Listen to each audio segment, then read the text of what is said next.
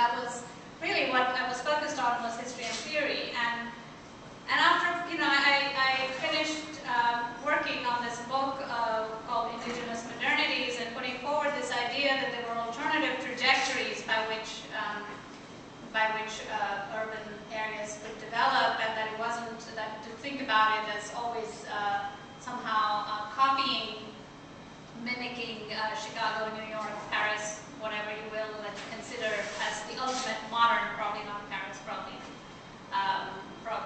London or whatever else.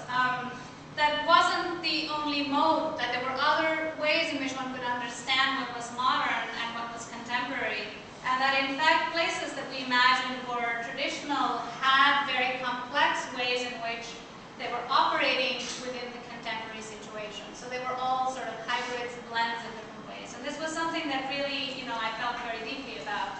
And the kind of globalization that was happening, and kind of dislocation between what people were experiencing and what their beliefs were. There was this kind of a disjuncture that breaks the fragmentation.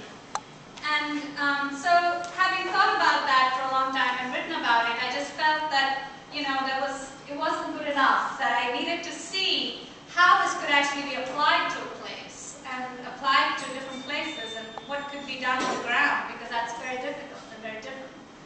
And so I had an opportunity, and I felt like, it was something that I needed to try, or else not ever worry about. So I decided to try to get involved on the ground in a range of different interventions that would look at ways in which one could begin to understand what it meant to be modern on their terms, what it meant to achieve the benefits of modernization on their terms, and minimize dislocation. And that was really the kind of primary motive with which the organization and the NGO was established, and the work started. And the idea that research had to be informed, that there had to be a very close correlation, because I was fundamentally a researcher and still am and will forever be. So I cannot go into a place and sort of just, take a template and reproduce, because that defeated the whole purpose of getting involved in the place. And so the idea that there would be a close connection between research and experimentation and implementation was sort of fundamental to it. And that's the relationship between theory and practice in my mind. But at the same time, at the moment, I would like to say that I'm working in sort of 4 different things.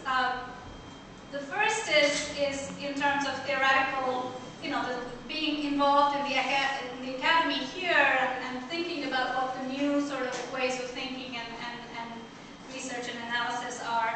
And the second is and the teaching, which goes with it.